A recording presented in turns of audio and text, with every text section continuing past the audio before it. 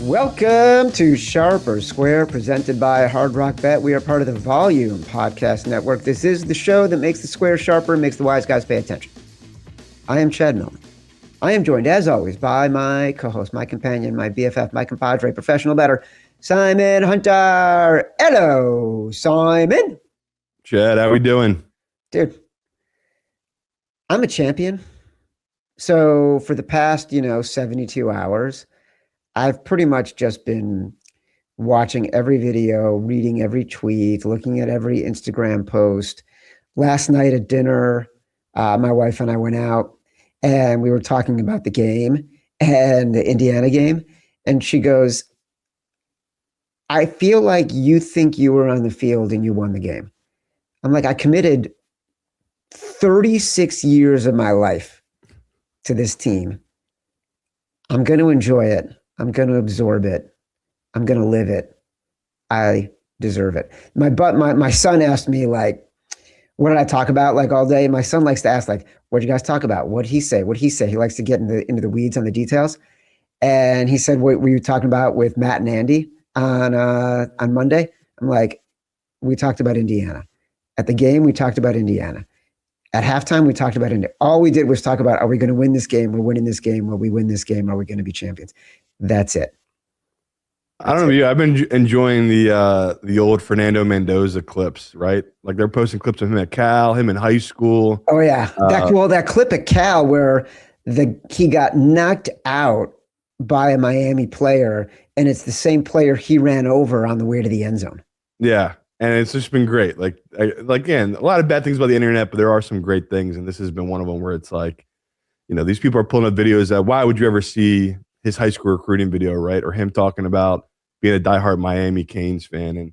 And just watching him just grow into a man, right? Like I think he talked this year, he put on 20 extra pounds with a strength and conditioning coach. And I mean, you saw that show up in that run. So yeah, it's been fun, but just like you, I mean, it's nonstop football. The coaching stuff right now as a professional bettor has probably been the craziest stuff where, not that it's like, okay, I'm betting futures based off these coaches, but we talked last year. We were way more confident betting the Patriots and the Bears futures because we liked their head coaching hires. And it's been really fun hearing guys' different opinions. And, especially even like locally, just people talking about how the Eagles can't get OC right now, the offensive coordinator, and McDaniels picked the Chargers over Philadelphia.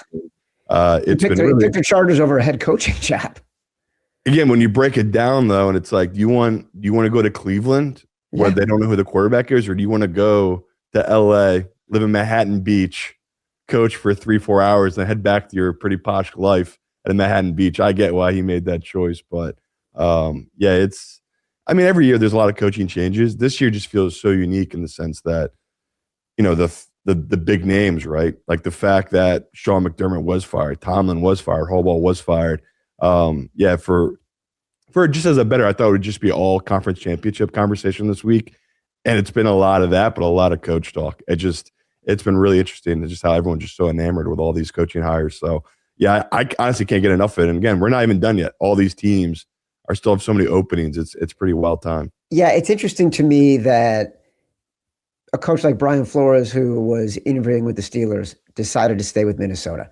Mike McDaniel, who was in, he didn't decide that. He just signed. He did a deal that if he doesn't become a head coach anywhere, which again is pretty wild, he'll go back to the Vikings as their DC, even though apparently some other teams are offering him $5 million more. So he must really love that Vikings organization. They basically signed a deal that if I do not get hired by the Steelers or whoever else is head coach, I'm coming back to you no matter what. Which I think you're alluding to. That's a huge deal. Like that's a huge deal. Yeah. Mike McDaniel deciding, I don't want to go coach in Cleveland. Like Ben Johnson did this. I don't want to go to Philly either. There's so much drama in Philly. Ben Johnson did this too, where he was pretty close to taking a head coaching job and then decided it's not the right spot, right? And he waited for the right money. spot. Didn't they give him an insane amount of money? Well, I don't know. But like at the end of the day, he decided not to take it. And it's interesting to me that there are coaches who are not jumping at the first chance just because it's a head coaching job. You know what I mean? they're deciding, all right, I'm going to take the best opportunity. That's interesting to me. Like that they're trying to control their destiny a little bit more. And sure, the coordinator pay scale is just getting bigger and bigger. I can't imagine if you're Cleveland or Arizona, like who do you find to come there now? You're gonna have to find the QB coach on some team on Jacksonville or something to come. And it's just no one with any type of pull is going to take those jobs in those tough divisions. It's just not worth it. You can see 3 years, you're out. Jonathan Gannon had Kyler Murray. He had a guy who was supposed to be pretty good. It didn't work, right? I wonder if I'm John Harbaugh, did I pull the trigger too soon on the Giants? Because wouldn't John Harbaugh love to go coach the Buffalo Bills right now? Yeah. You know, any candidate, if they had known they could go get Josh Allen, I don't know why Mike Tomlin isn't jumping off the couch to convince the Steelers and the Bills to make a deal to get him to be the coach there. That is an ideal situation for him. Well, I don't know if you saw Matt Mitchell going through it on our social medias, but I think right now the Bills, as desirable as the job might be, we talk all the time, buddy. It starts at the top, and that owner. That was a weird press conference. Yeah, as much as we've enjoyed these owner interviews, that man took a blowtorch to about 6-7 years of really good grace that a lot of fans have for that Bills organization. So true. Organization that felt like they've been doing it right these last couple of years. And like you said, it'll be interesting what coach is going to end up there, where it just seems like a lot of turmoil. But I think it'll cool off, like you said, that Josh Allen piece. That's the enticing piece. But to know you have a psychopath owner and potentially a president of your football operations that's willing to throw you under the bus at a moment's notice, not the best situation. Not a great look for GMs this year. No. Between Andrew Berry in Cleveland, Bean in Buffalo, Joe Shine in New York, all of them came out looking like, to any executive in the wider world, like kind of weaselly do to manage up and then threw the underlings under the bus and came out on the other side looking pretty good to management. You know what I mean? Yeah. It honestly would literally be me and you doing a pick show, and every Monday I would just come in and say, well, Chad, I didn't like that pick.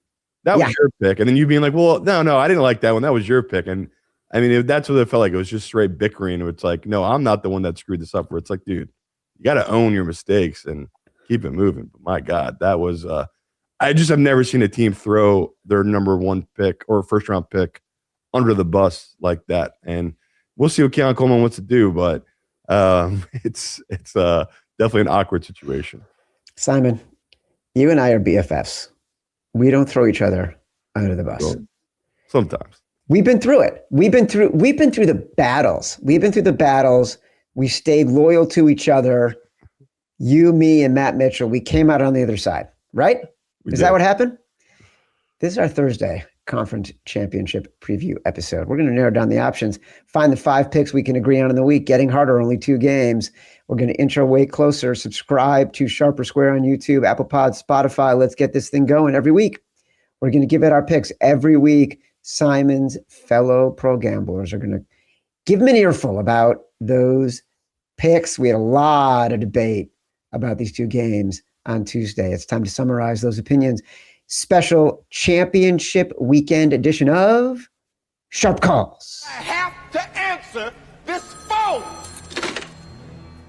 Yeah, well, I'll start with the game that the pros aren't too split on, right? I gave away a little bit of the hand on Tuesday, showdown, which I love, to this Denver Broncos team, and what I thought was going to happen did happen, right? If you were lucky enough to get the 6, congrats. Here legally, I don't think we ever got above the 5.5, and that number is totally gone. Like, I'm looking right now, every book is basically 4.5. There's a couple still holding at 5, but you just knew the pros are going to come in on this side. And for professionals I've talked to, I know some guys, right, that have positions on the Patriots, and sure, they took early position to have great numbers, but for big money, real money, professional money, it is very heavily Denver, which is making me a little nervous, but we'll get more into that one. And we will discuss some of this. Yeah, the over, obviously professionals came in very heavy on this Denver over. It was 40.5 when we talked about it. I think the most of them have the same reason as I do, right? If this blizzard of 2026 doesn't touch Colorado and it's just high 20s, sunny, two quarterbacks that could potentially turn the ball over a lot, it should move up, and it has, right? It's up to 42.5. So nice to see. I wasn't totally wrong on my early feelings about this over. I wish I wasn't as gun shy. I wish I just leaned into it right away on Tuesday's show. And yeah, for the LA Seahawks game, this one is very split. It's really split in the sense about what number can you get here, right? I think a lot of pros, like I talked about, there was a lot of resistance at the 3. I'm still seeing pros take LA at the 2.5. So it's really interesting where it's very, very public. Obviously, the Seahawks, we knew it was going to be, right? This is a Rams team that most people have left for dead, but I'm just shocked to see how much professional love there is for the Rams. So that's going to be a really fun back and forth as well. And another total that's pretty split. Most pros I've talked to, though, they lean towards the under. Once again, these are the same pros that like Seattle. So it makes sense. If you like Seattle, you're going to like the under. And if you really do like the Rams, why would you not expect it to be a shootout, right? That's the type of game you're hoping for if you're back of the Rams. So, yeah, for the sharp calls this week, it's been a lot of debate about the sides and the totals, but not so much in that Denver Patriots game. That feels very one-sided professionally. I love it. We're going to have a good conversation because that Rams-Seahawks game, we talked about it a little before we came on the air, so I'm still a little bit vexed. All right, so we'll be back to our normal Sunday routine. Pre-game show in the morning, post-game show after the Rams-Seahawks game. These will be our last Sunday shows of the season. No more long, frightening, dreadful walk up the 3rd floor steps for me. We're going to do our brass balls bet of the week on Sunday. We still weren't quite decided on where we wanted to land and needed a little more intel before we wanted to make that pick. Want to be as confident as possible, so we'll do that on Sunday. All right, like I said, subscribe to Sharper Square on YouTube. Subscribe and like this video. You can also subscribe to Sharper Square on Apple Pod, Spotify, etc. Our contest players, reminder, we include sides and totals for all the games, plus some props this week. All right, New England at Denver. The line has come down. It was 5.5. It's now 4.5. The total is 42.5. It's gone up in the 48 hours since you made this game. Simon says, look, you said it on Tuesday. This is all I've seen for 48 hours. Every person I talk to, every person I respect in the industry, they have hammered the Broncos at 5.5, and they felt like the line move in the Broncos' direction from a professional point of view was just too big. Like, they would have had this game, Broncos 2.5. We talked about this on Tuesday. Moving it 8 points is just too much for a quarterback like Bo Nix, who averaged 6.4 yards per attempt. And in Jarrett Stidham, you have a guy who has been, from statistically, a league average starter, not backup, league average starter when you look at his EPA. So, Simon, I think we're both really comfortable with the Broncos at 5.5. I'm still comfortable at 4.5. 4 is the key number here. It's the line of demarcation for me. So I'm still comfortable with the Broncos here. Yeah, I'm just like you. I love it. And like you, I'm also, it's never ending amount of positive Denver picks. And I hate it.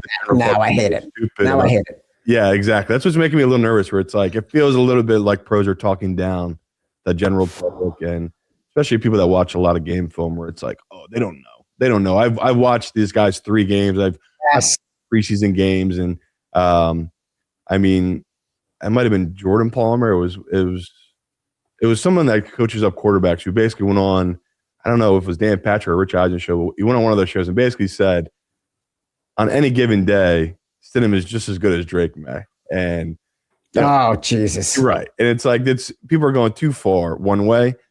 But my favorite thing about football, it isn't every given Sunday. For one day, can he outplay Drake Maye, who's in a hostile environment on the road facing the number 2 scoring defense in football? Yes. Like that is more realistic than saying he can outplay the potential MVP of the NFL this season. So, the back and forth has been a little tough to digest. The numbers, like I talked about, I don't want to poo-poo the Patriots. I do want to give them respect. I think I talked about a little bit that Drake Maye is 8-0 straight up this season, 7-1 against the spread on the road. He's been the best road quarterback. So as much as we want to say he struggled with adversity, or he will in this game because he's on the road, I mean, yeah, it's a soft schedule, but he showed up in those games, right? It's not cakewalk to win on the road, let alone in Buffalo, which is what he did.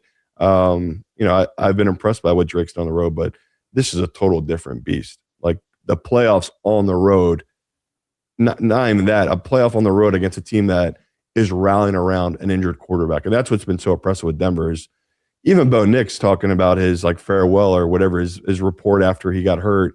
I think he put on Instagram or something, just basically talked about how the whole team is rallying around Stidham and like it's like his good friend and he believes in him and all this stuff. It just seems like, and now that's giving me the Nick Foles vibes. It kind of is, right? It's like a team that's like, well, no one's counting on us anymore. Everyone's going against us. And, it's, if you're New England, as good as you are, it's fair for us to have questions about your team, right? It is fair to question that you've had an easy schedule. It is fair to question that you face two quarterbacks that have totally melted in the playoffs. And if Stidham can just play within the Sean Payton offense, I do think he can succeed. And, looking at their injury report, Chad, they're going to have Franklin back. They're going to have all these receivers back. And you could say, well, who cares about Franklin? This is a guy that he had a ton of work, not only in the preseason, but in a lot of practice. He was a guy that played a lot of second team reps, which to me is a big deal. And when you break it down, you go through their roster, Franklin was number 2 in their team in touchdowns. He was Sutton had 7, Franklin had 6. So again, it's to show my hand a little bit on props. You have to bet a Franklin touchdown anytime prop. Like they've moved it down a little bit. It did open at plus 350. It's come down a little bit. I think most people have what I have, which is the ton of info that he's worked a lot with Franklin these last 2 years. It's been a guy that he stays after practice with him and Bo Nix and works on reps and running routes.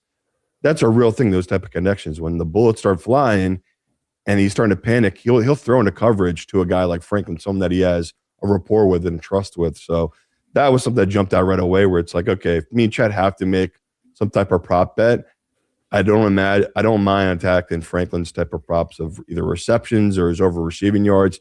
He feels like he's going to be the forgotten man because we already know Chris Gonzalez is going to be on Sutton. I'm assuming they'll have Chris Gonzalez drop with Sutton, who's been, he did have bad drops last week, but he has been their number 1 receiver this year, the Broncos, no doubt about it. So I am leaning a little bit into Franklin here, and I saw Dobbins possibly can come back here, which is a huge deal. Yeah, that run game. So, the injuries, it's brutal to Bo Nix. The rest of their team for Denver seems like it's getting healthy at the right time. And, the more numbers I dive into defensively, I think they're going to be able to give Drake Maye some real problems. So, yeah, like I keep saying I'm highly confident in you, but just like you, highly confident in Denver, but just like you, it feels like every pro I know, everyone I've talked to is just it's becoming too much. It's like there was the shock of, the news the other day and excuse me, and everyone sort of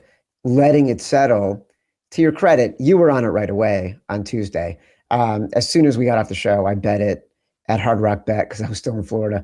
Bet it as big as I could, and as my system would allow, meaning my internal gut system, what my stomach can handle.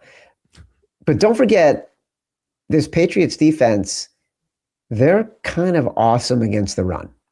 So it doesn't really matter if Dobbins is back. This is going to be a Jarrett Stidham game. Like, he is going to have to throw the ball so many times. Sean Payton, backup quarterbacks in his career, 17-5. He is not afraid to scheme with backup quarterbacks. He's not afraid to let loose with backup quarterbacks. And to your point, to all of the analysts' point, the drop-off from Bo Nix to Stidham is not as dramatic as the point spread is allowing. I don't think we're betting money line on the Broncos here. I did take a taste of the Broncos to win the Super Bowl because why not when all of a sudden there's a team in the title game for the weekend and they're 11-1, 12-1, 13-1. That's just a rarity. You might as well take a flyer. But also because their defense is so elite. And Drake Maye has been so bad against the rush, against the pass rush the past few weeks. Fumbled 6 times, 10 sacks in the past 2 weeks. Been dismal against pressure. The Patriots overall have been worse stopping pressure since Will Campbell came back from the injury. How many times have we seen on TV the analyst pointing out Will Campbell just getting bull rushed by guys into Drake Maye's face and disrupting his ability to step up in the pocket? So it's going to be an interesting game. It's a great matchup defensively for the Broncos, and they're going to be amped and feel like they have to do more because of the Bo Nix injury. Yeah, poor Will Campbell, who's not fully healthy and comes back from an injury and then has to go against two really good defensive lines. And like you said, it doesn't get any much easier here. And they honestly haven't been helping him. Like a lot of times, because they like to pass it to the running backs out of the back, they don't chip with them. Like they're literally leaving on one-on-one against guys who, even last week, like Will Anderson just had his way with him, like you said. And, for me, I know it might not mean much to you as much as it means to me, but Dobbins to me is a big deal just because he was so important for them this season. And like anytime they needed that 3rd and 3, 3rd and 4, they would run it. Where when he got out, Sean Payton basically never took it out of Bo Nix's hands on those type of plays. Yeah, he would just say, "Well, I'd rather live and die with Bo Nix here than Harvey, the rookie, getting the carry here." Who, again, he does trust. We've seen him lean into him here down the stretch. But Dobbins, he played 10 games for him. He still led the team in rushing by almost 200 yards, even though he's been out since week 10. So he was really important for them early in the season. And, before we move off this one, I just want to give it out one more time. Like Chad said, I wouldn't do the money line. Like I did give out the Super Bowl future just because that's where the value is. And the books have followed, right? You could have got 13-1, 14-1. The best I can see now is 12-1 tops. I'm seeing a lot of 11-1s, 10-1. So the books have reacted, right? The money has come in on that future, like Chad said, on Denver to make the Super Bowl. But this overtime stat, I'll give it out one more time, Chad, because it's just what we talk about, right? The wear and tear on these guys' bodies. In the playoffs, in the history of the playoffs, I should say, or since 2002, teams to play in overtime and then have a game, obviously, the next week in the playoffs are just 6-13 straight up.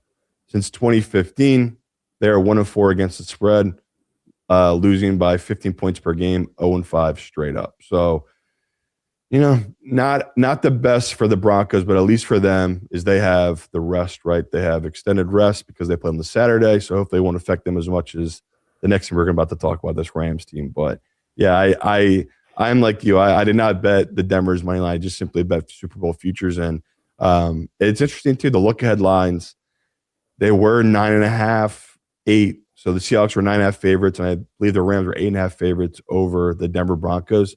Both those lines as well have come down. So I know people won't get it that why professionals are just hammering this Denver team. It's just you're always looking for these opportunities of teams to win Super Bowls, let alone not the quarterback. And we've not that we haven't had one in a while, but the last one I can really think of is Denver with Peyton Manning. And this feels a lot like it, right? Like that Patriots team with Brady, they might have been a 3-point favorite heading into Denver because no one believed in Peyton Manning, right? And I know he was a noodle arm at the time, but he threw for 2 touchdowns in that game. Like they won that game with just great dominant defense. And I think it's a little bit of that here. So Patriots historically have never won in Denver in the playoffs in their career. They're 0-4, straight up 0-4 against the spread. And you think about all those great Brady teams, whatever it was, that was he just had the bad mojo a mile high. And we talk all the time, that thin air, it does get to you eventually, right? And, Denver, they're up at 10 points at half against the Bills.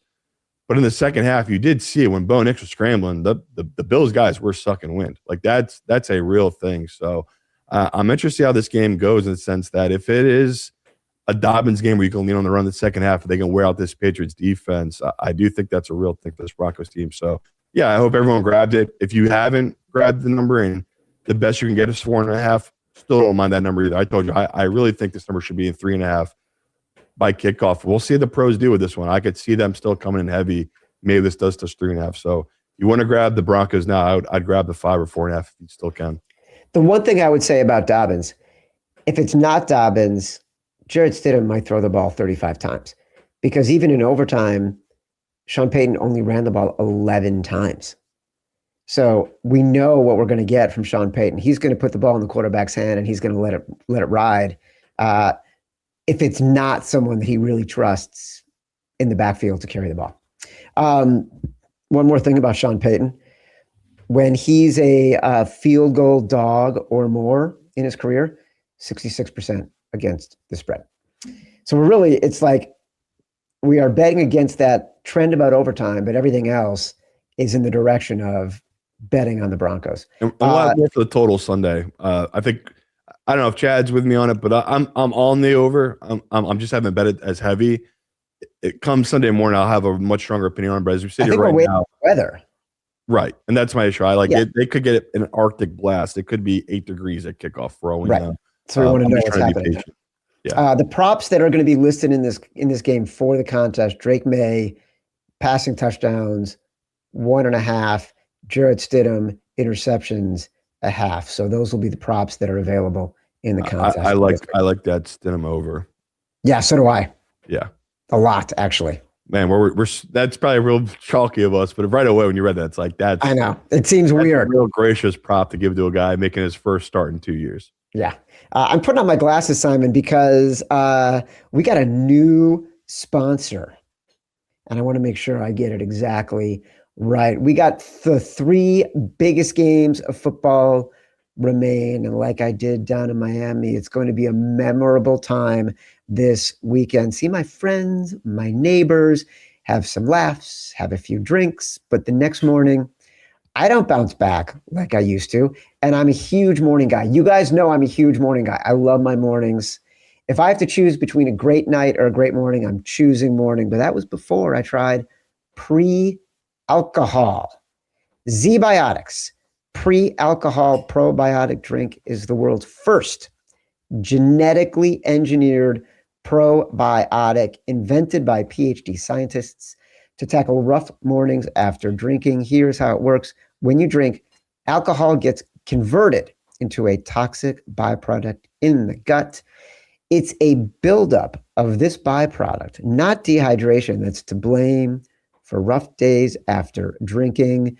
Pre-alcohol produces an enzyme to break down this byproduct. Just to remember to make pre-alcohol your first drink of the night. Drink responsibly, and you'll feel your best tomorrow. Obviously, I never get too crazy, but anytime I take pre-alcohol before a night out with my drinks, I notice a real difference in the morning. I can wake up early. I get my workout in. I yell at Matt Mitchell. All true. I feel amazing. Now it's become a part of my game plan before a night out.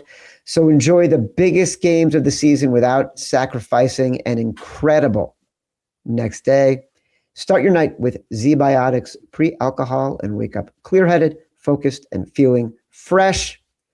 Go to zbiotics.com/sharp or square and you'll get 15% off your first order when you use Sharp or Square at checkout. Plus, it's backed by a 100% money-back guarantee, so there's no risk. Subscriptions also available for maximum consistency. That's zbiotics.com/sharp or square and use the code sharp or square at checkout for 15% off. I got it this morning. Did my workout. Feel great. Mornings are better when you feel better. Los Angeles Rams, the Seattle Seahawks. It's -2.5. The total's 46.5. I think you and I are split on this game. I haven't bet it yet. But I keep looking at the Rams and thinking the only thing that is in the way of the Rams is when Sean McVay makes bad decisions in the middle of the game. You look back at that Bears game and his game plan, which he's talked about, was atrocious. Like, it's mind-boggling. He barely ran the heavy packages, which the Bears can't stop. He barely ran the ball, which the Bears couldn't stop. The only 2 times they really ran the ball, they scored touchdowns. I mentioned on Tuesday, like, I worry about these moments in the game where McVay and Stafford seem to have these lapses. McVay makes some questionable decisions. Stafford can't find his rhythm. But in those 2 games against the Seahawks, including week 16, they've been dominant. So I got a lot of stats. I got a lot of thoughts. I want to share them. But first, I want to give you a chance to respond because I I want to make sure that my bias for the Rams is not moving me into a bad place.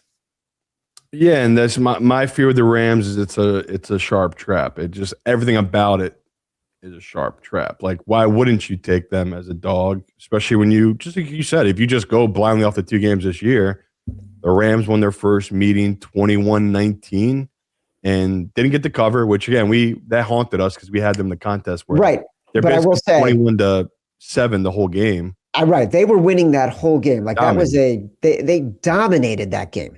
Absolutely dominated that game. And like to me, this is the peak though. This is like we talked about. This is peak Rams. This is Rams right when they're basically just on an insane run of being the best team in football, right? And the next time they play, I think it was the 19th of December, they lose without Devontae Adams by 1 point, 38-37. Just an insane game, overtime. gained 500 yards against the best defense and didn't have Devontae Adams or Kevin Dotson. But the Seahawks, they had their own injuries in that game. They lost 2 starting corners, and I think they lost a safety as well. And they didn't have a left tackle. Right. So it's like I can't fault you for taking the points here, Chad, because all these games, margins, we just said it was 1 and 2. Yeah. So you're getting 2.5. Just blindly playing the numbers game. It's like, okay, if they play this game 1,000 times, I agree with Chad. Like, if you're just 50-50, I feels like more often than not, you will be right on the Rams side. That's what the numbers kind of telling you here. But I'm going to keep giving out the numbers, and I'm going to try banging at people's heads. The NFL did an absolute job on this Rams team. Like they've already made it really hard for these wildcard teams to make a run. That's why we haven't had one in a while. I think the last one we had was Kansas I can't even City? think. I'm trying to think back. Was it Kansas City? Were they a wild card team? No, because they always won their division, right? The Chargers always Oh, choked. right, I think they were the right. 4th seed. But yeah, it's just again, it's been a long time.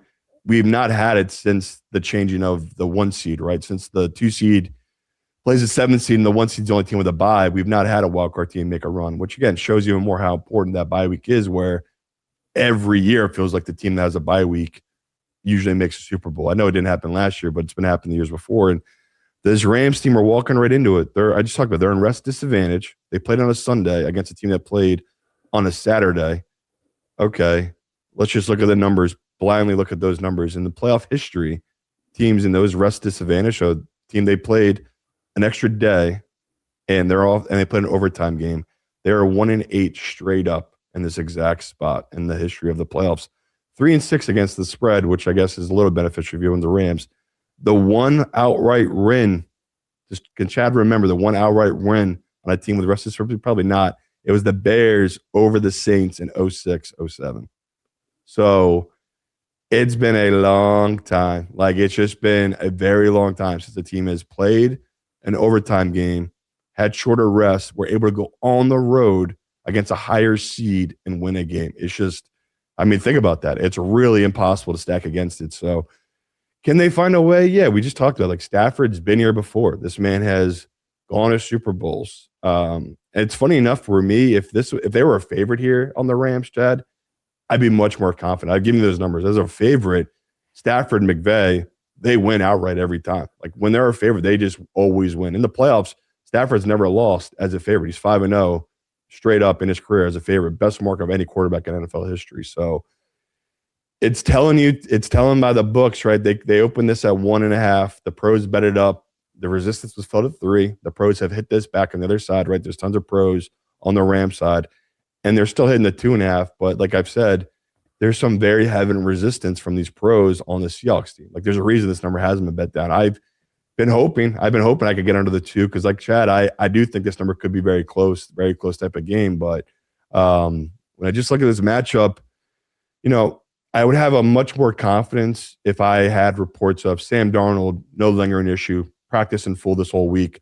He's been limited. They basically have him on, I think it was like a rep of like 10 to 20 throws, rest, and then maybe another 10 to 20 throws in practice. It's like, okay, that's not something I want to be hearing about a quarterback that we expect this to be a game where there's points, right? More often than not, there should be points in this game. So,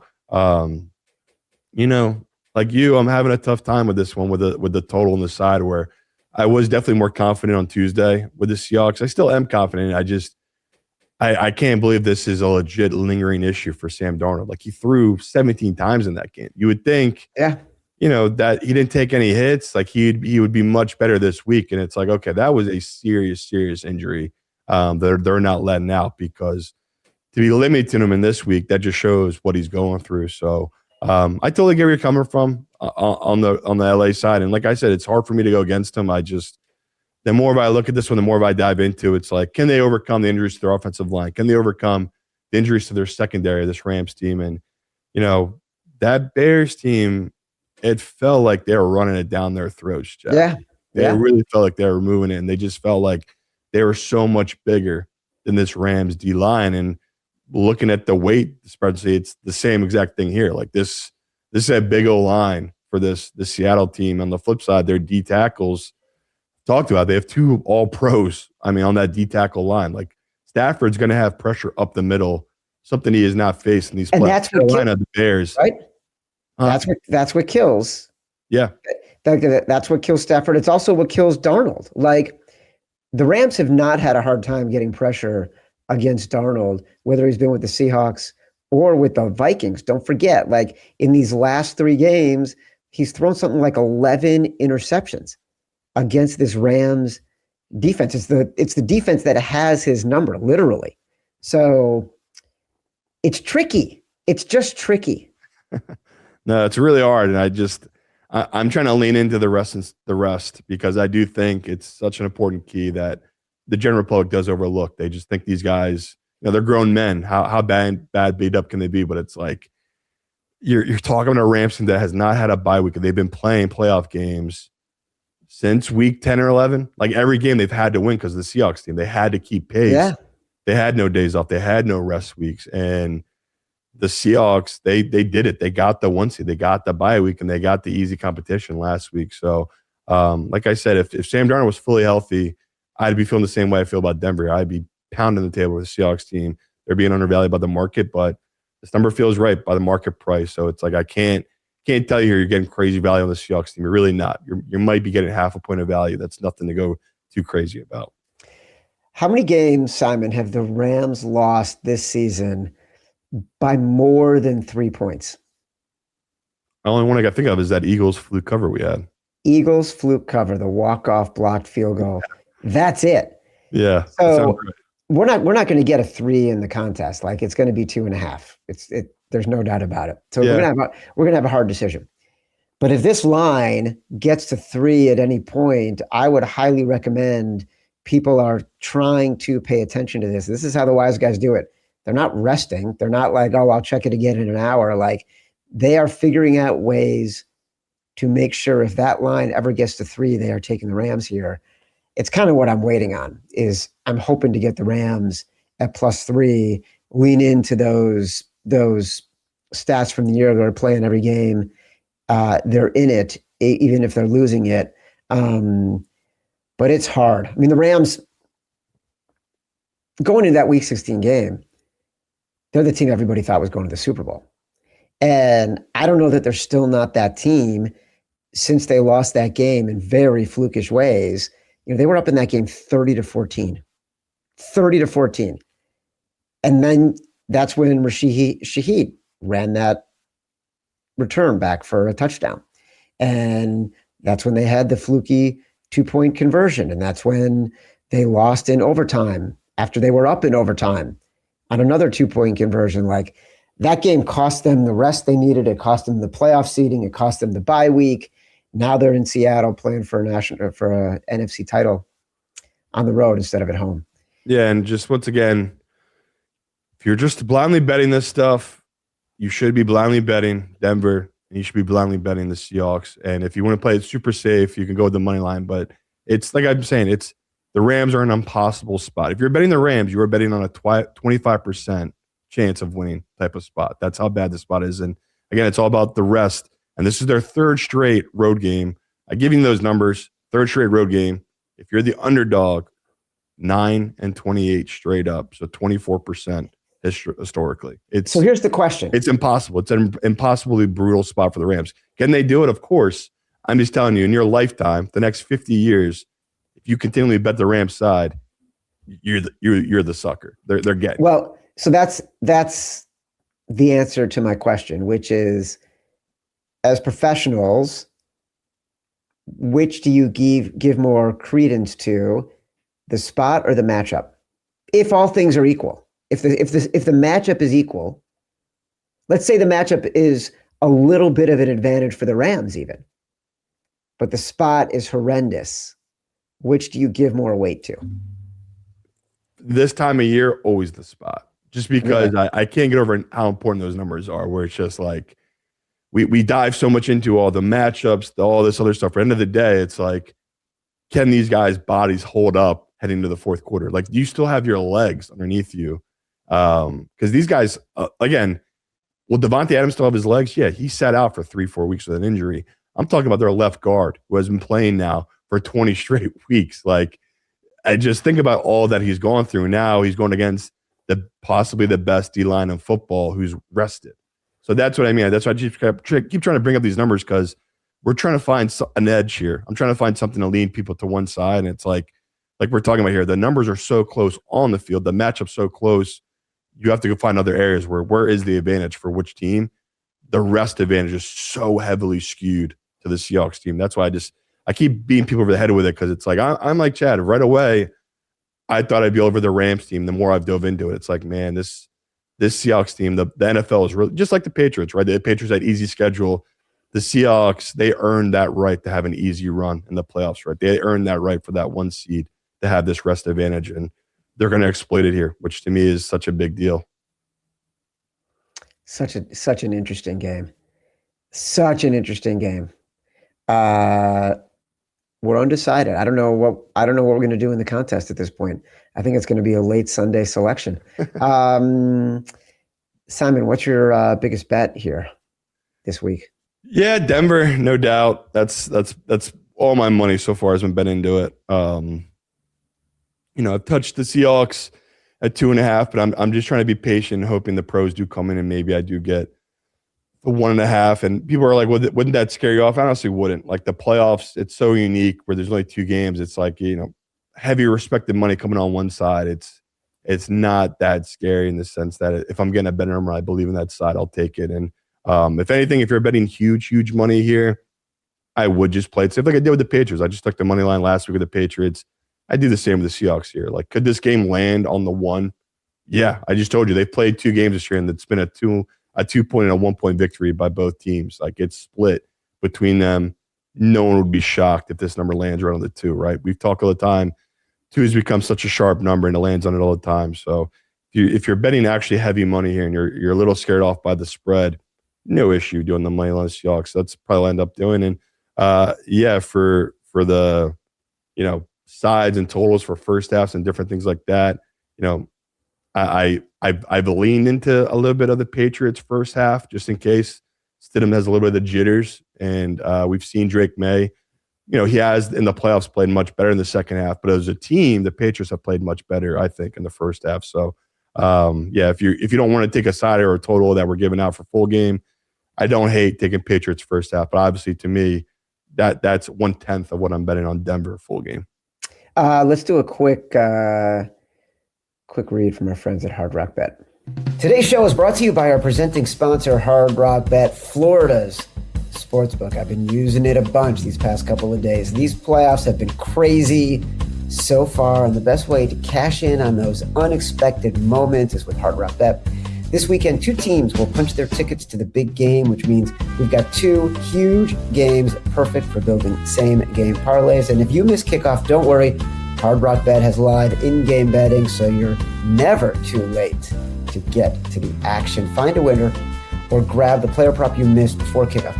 You can even live bet between snaps in just a few easy taps. If you haven't tried your first bet on Hard Rock Bet, there's still time for you to get $150 in bonus bets if you win. Just place a $5 bet, and if it hits, you get not only your winnings, but also an extra $150 in bonus bets. Between same-game parlays, live betting, a can't-miss welcome offer, and new promos dropping every day. Hard Bet Bet has you covered all postseason long, so download the Hard Rock Bet app and make your first deposit.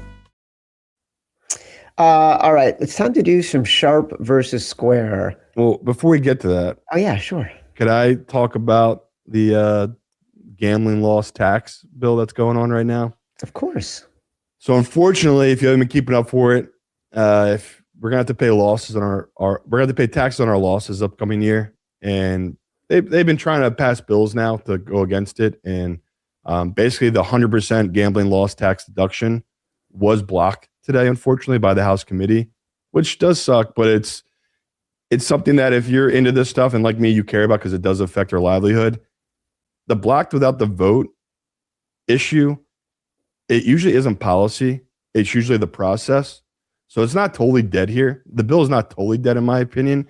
If both parties support it, maybe we can find another way. But it's not something that you can totally give up on yet. It did hit the floor today, right? It did not go through, but obviously it's something very important to me, not just professional bettors, poker players, everybody that's has a life in this world. The general public, I'm telling you, next year come tax season, you are going to lose your mind. We have to pay 10% on your losses. So I just want to keep people up to date. I know we had a couple people ask about it. Unfortunately, it didn't work out today, but it's something I will keep bringing up and keep monitoring as we go along here. Right now, I think the policy, they don't like the way it was written. Like I said, it's not dead, people. It's just it didn't go through today, obviously, and it didn't get shut down either. It's kind of in limbo. Look, there's a lot going on in the betting world. We try to be pretty focused during the season just because there's so much to talk about with who we're going to bet on, and we know that's an exciting part of why people are coming to the show. But between what's happening with prediction markets, what's happening legally with laws like this, what's happening with increased scrutiny on game fixing, the scandals in college basketball, there's so much going on in this space that is fascinating. Obviously, I've been working on a book about this for about a year. So I have a lot of thoughts on this and a lot of details and a lot of research. And once we get to the off season, we're going to dig in on a lot of these other topics. Sharp versus square, Simon. I feel like I know what you want, and you've earned the right to go first and make the first selection. I do, but if you want to go head to head, I'm also open to that. If you want to go Rams, I go Seahawks. I'm open to it. People know I love Denver. Yeah, I'm just having such a hard time with the Rams. Like, I don't know if I'm committed to them yet. Like, would you want to take Denver then? Then I'd take Seahawks if you're feeling good about Denver.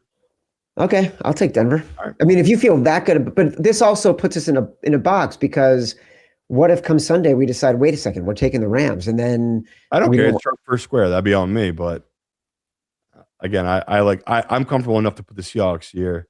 I know you're wavering a little bit on the total, so it's like, I'm not going to force you. I mean, if you want to feel good about the total, Dr. Nick, he's on the over in this Rams-Seahawks game. Oh, that's interesting. I feel like I want to take Troy Franklin anytime touchdown prop. For sharp or square? Maybe. All right. That's ballsy. If you're doing that, then I'm going to take Denver. Obviously, I like Denver. Make your decision. Let's go Jarrett Stidham over pass attempts. For your sharp or square? Yeah. You don't even have a number, though. You're just going to throw it out there? 31.5. All right. I'm taking Denver plus 4.5. Okay. Doubling down. All right. Denver plus 4.5. What's our parlay?